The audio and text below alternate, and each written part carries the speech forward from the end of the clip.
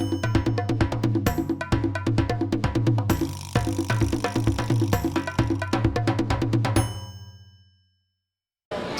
Alvin, thanks for doing this. We can probably go faster this time. Okay, yeah, that's right. Yeah. We'll repeat the first question, which is, tell us about Alvin. Who's Alvin? Okay, so Alvin is, in essence, he is a creative person, and it took him a while, but he found an outlet via art. Right. Yeah. And you mentioned the word creative, is that right? Yeah, creative. But creative thinking. Yeah. Do you see yourself primarily as a YouTuber, an artist, a teacher? You know, how do you see yourself? Right. So essentially, I'm an artist. Okay, first foremost, artist. You right? talk about YouTube and all that, publishing books and all those things. Yeah, author. Yeah, I have a few of your books. Thank you. Those things are to market myself as an artist. Right. So they all fall back to the main persona, Alvin the artist. Yes. Right. Yes. Very good. Yes. Perfect. Now, we want to talk a little bit about your motivation, right? Yeah. So, what motivates you to create every single day, Well, it's just I think once you know what you're lacking, you wanna just it's self-driven. You just want to do it every day. So just to get better. internal motivation. So you find that the internal drives the prime mover from the inside. It's big, because right? because of I feel that I'm lacking in skills or maybe speed or accuracy or something. So just sheer practice allows me to get better over time. Right. Sounds like you are trying to be a better artist every single day, right? Yes, I am. Yeah. That's hard. But I know that in reality, it's going to take like 30 years. It's a long journey, Yes. It's not that you can just want it and that happens, right? No, it's a long journey. It is, yeah. Yeah. So we talk about motivation. What about mind development? Like, what are you specifically working on right now to improve? Like, is there something? Do you have a syllabus in your head, or you serendipity working on something? Right. No. It's just daily practice. I've come down to a point where it's just practicing and polishing my craft as I move along every day, with every sketch that I do. Right. Yes. Right. Yeah. Any specific technique you're working on? Any specific technique?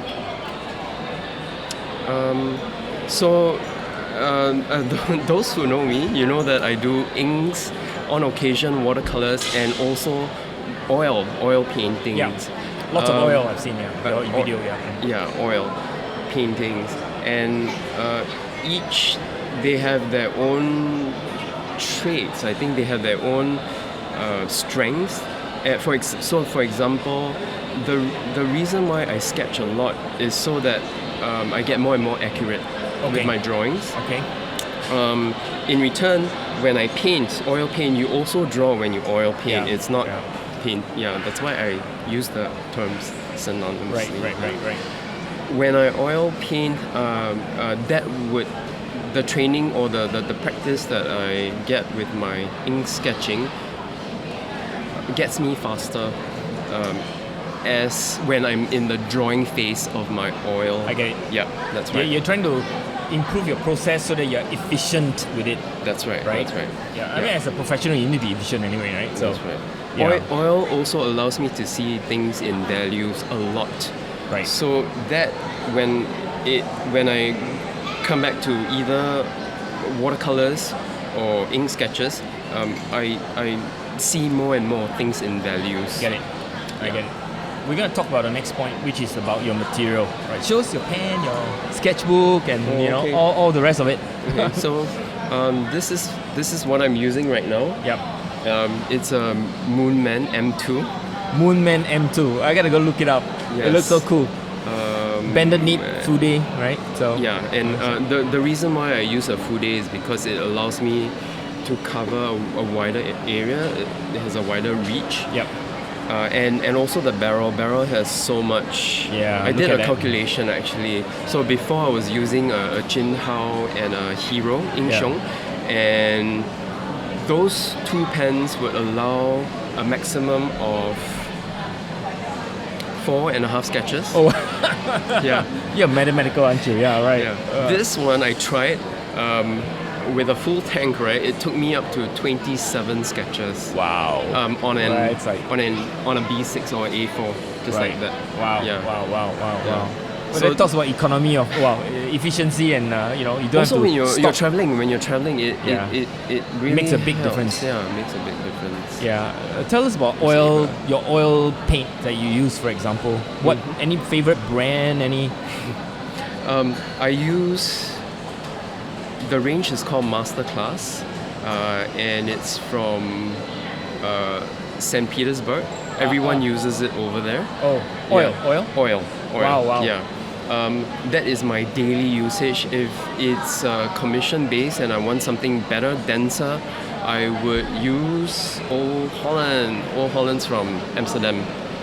Very pricey, but it gives you a lot of bang for the buck. Cool. So, yeah. All right, pigments, right? Pigments, Yeah. very dense. What about watercolor? Watercolor, in my day-to-day usage, my daily usage, it would be White Nights.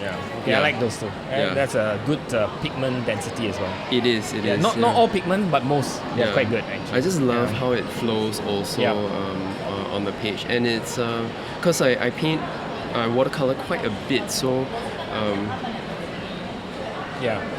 economies of scale. Oh, it right? matters actually. It matters.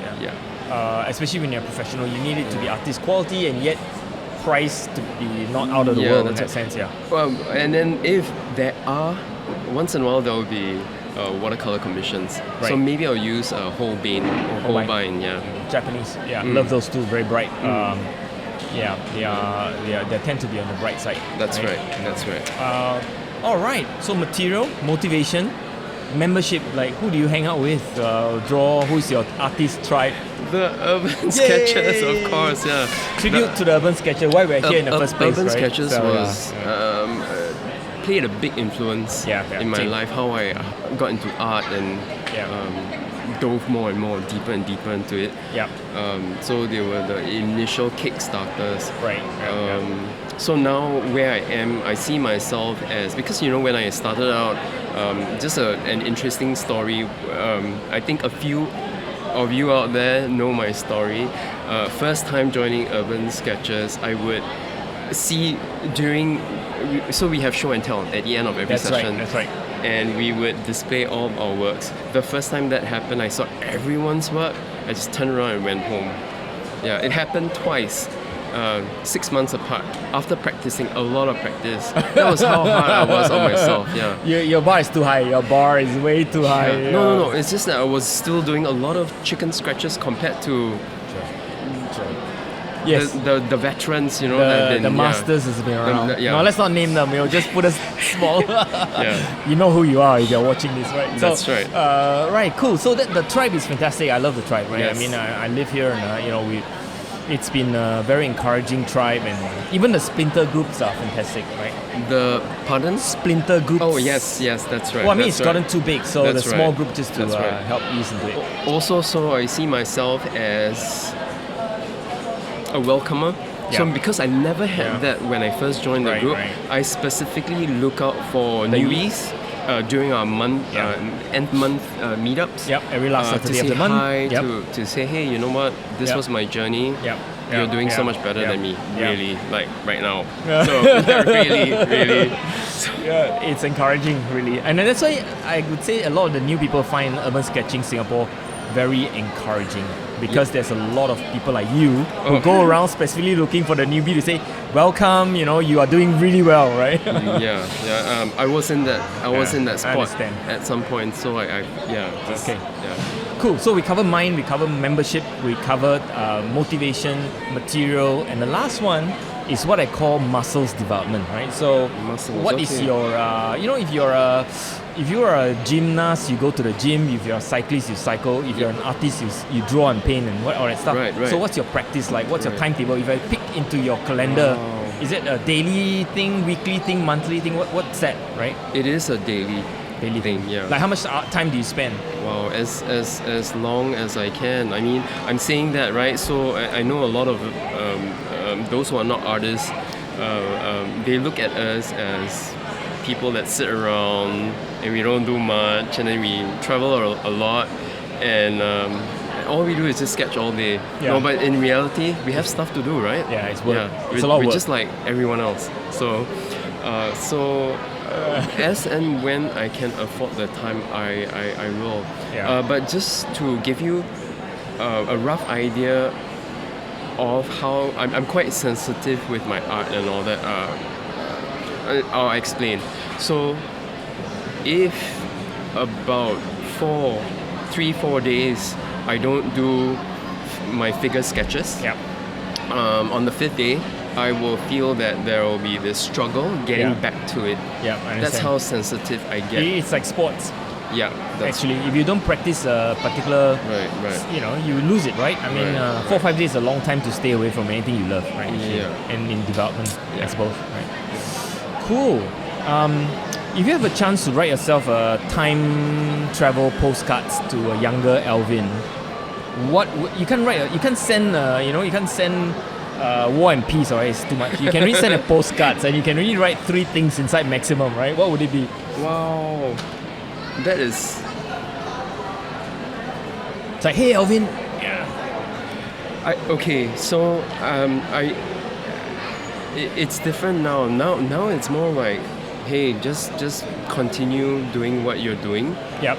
Before, when I first started, I was like, hey, why didn't you start this earlier? Yeah. Why didn't you start this journey? Like, Yeah. wait, why are you starting this so late? Yeah. And I realized that I needed all the information, all the other skill sets Wow. from my previous life Yeah. to allow me to function as an artist. Right. Yeah, at this point in time. So I think It just take time. it Just take time. Yeah, that's right. So what you're telling yourself is just do It took yourself. me a long time to find art because I never knew any artists Yeah. when I was growing up. Didn't know any guru. So that wasn't an option. Yeah. And growing up here in the late 80s, art was going down. Yeah. It was It's on not a decline encouraged. Yeah. because of the computer, the Yeah. invention of the Macintosh, and the wonders it could do. It took me a very long time to meander and finally find this. So articulate for us, what is the one sentence you send yourself, the postcards? Alvin. Not the one before, but the one now, right? Yeah, now. If you're writing a postcard right now to yourself, younger self, and I'll post it for you through time. Focus on values and shapes. Oh. As in focus I on understand. drawing Yeah. and values. That's it. The 2 take homes. Man, that is, I tell you, for beginners out there, if you understand what he just said, you will leapfrog months of, maybe even years. It's deep, by the way. I think that's what you just said, right? Focus on values and shape. It is hard to do. It is, yes. It's hard to do. It takes a lifetime to even get anywhere. Yes. Forget about mastery. But okay, we'll get there, right? Eventually. Eventually, yes. Given With enough time, practice. we can always... And practice, and practice. right? Okay, so only one advice. Cool. I think that's a fantastic advice, right? So, okay, what's the greatest art lessons you've ever been given? And I would like you to pass that on to my channel. Like, Wow. It would have been that. It would Same? have been that, yes. And that's why shape values. Wow. Yeah. Shape value. Shapes would be drawing, right? Yeah, sure. And values would be how you push things back and forth on a 2D space. And it took me a while to grasp that concept. Yeah. But I finally did. When I did, saw the world very differently. Yeah. So, and I guess that's why I mentioned it, the postcard thing. Yes. Yeah, because those two... It's like magic. It is like magic. It's a secret recipe that takes a while to cultivate. When I mean a while, Beginners I mean take a while. long time to understand even the question, right? Once they understand a question, they have a chance of answering it. So Right, what you've done is you've given the answer, but not all beginners understand the question. Right. The question is, why is shapes and values so important? I must apologize because I've been battling with it actually for a long time. So now to me it's like, oh yeah, shapes and values. But yes, I do understand. For someone fresh and new, you may not. But once they do, they are like you and I, hooked on shapes, values, right? Yeah. Wow. I got so much from this conversation, Alvin. I really appreciate your time. Thank you so much for setting this up. No. Yeah. So I really appreciate it. It was a fantastic time that we had chat on this, and I think it's fantastic. So thank you very much. Thank you. Awesome.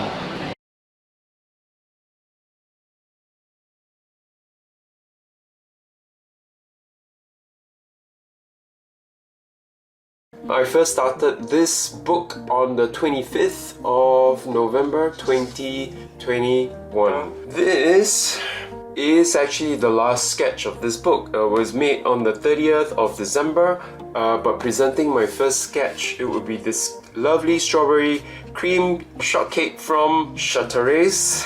And it's the one at Paya Lebar. I love the Chateraise at Paya Lebar because they have seats. Really convenient for a sketcher. And then I went up for a bowl of prawn noodles over at Singapore Heritage, testing out the watercolor, and oh wow, I really love it. The inks are gonna work really well here. This is from a nearby food center, and this is a cafe near school during lunch break.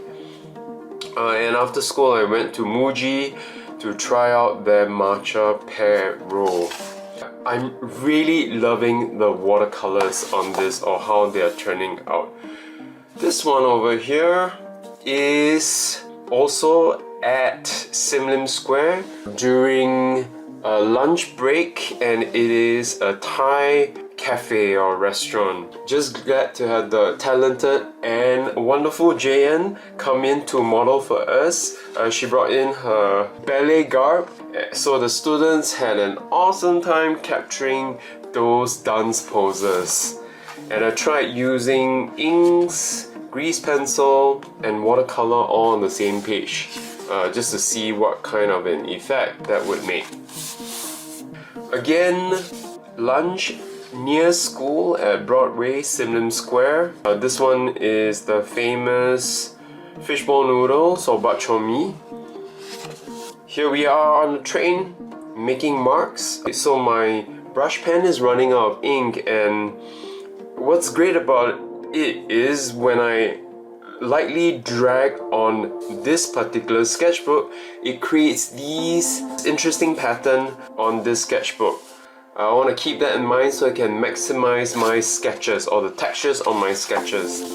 So I'm trying out the inks on a bumpy car ride.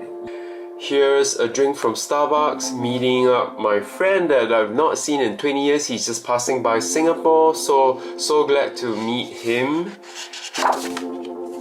This is at 6 Letter Brunch. We were preparing for a show, so I went there to sketch and I submitted my watercolor sketch of the Wagyu burger, and the show is on right now. This is sketching pedestrians on the train. I spotted her, and this really reminded me of a Japanese high school outfit, so I decided to sketch it. This one here is a sticker of an oil paint that I did. And I thought this would be a neat thing to do, to put my oil paintings in my sketchbook. Well, I don't know, I'm still toying with the idea. Maybe, maybe not. Here's a day of sketch at the beach with Richard, and this is back on the train again. And here, first time into the Plain Jane. They are at Serangoon, and I really love their rolls. It's just amazingly delicious. So here's an ink sketch of the counter area. Back on the train again. Happened to be really empty that day on the train. And hey, passing through Paya Lebar again on purpose, yes, to check out Chateraise and the December Christmas cake series. This was really yummy, by the way. And here at Holland V, I stumbled upon this food court at 40 Holland Drive. Very famous vendors, Taiwan bak chor mee or minced meat noodles. Also Korean fried chicken, really good. And back at the heartland again, at the local hawker center. This is at Matcha House, doing a quick matcha candy study while sipping on my matcha tea, and another scribble on the train. This is back at the local food center and supporting the hawkers. Another one of the hawkers. This is a drink store selling local hot coffee favorites and hot tea. Back on the train again, I get pockets of time on the train, and when my hands are not filled with groceries, I can whip out my sketchbook and sketch on this. Back here at the Natural History Museum for a makeup class.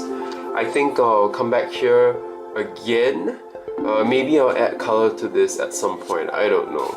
Or maybe make another gouache. By the way, this paper here takes in gouache too, so this is gonna be a bonus for me. I'll be carrying my gouache with me whenever I can. So I'm here at K-Cuts for a quick cut, and yeah, I barely had 7 minutes for the sketch before it was my turn. USKSG Urban Sketches Singapore decided to meet in December. Finally, we had a big session at the Blair Plain, and we're here at the Plain Vanilla, not to be confused with the Plain Jane.